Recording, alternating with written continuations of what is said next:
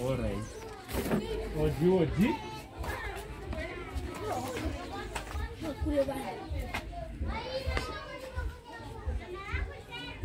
Kishikiyo. Regeti kugare tasiya zvatinosiya panapa izvo.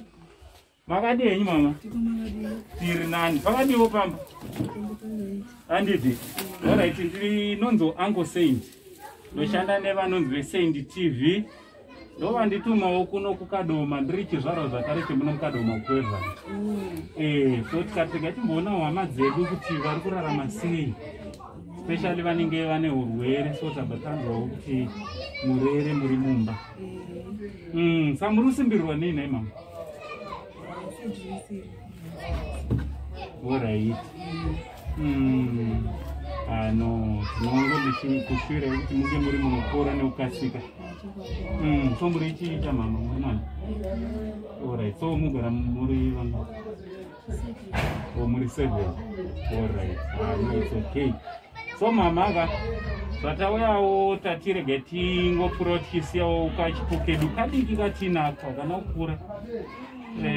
Tineka kudhampa katinako pane vatinoshanda navo vanonzi Chawa Health Care.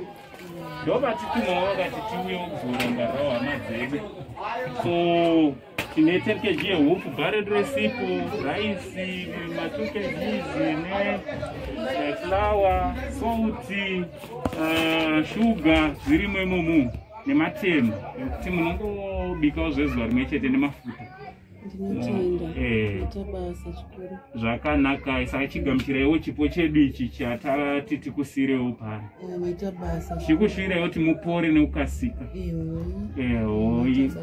Alright, maita basa. Zviita taenda. Ita kona.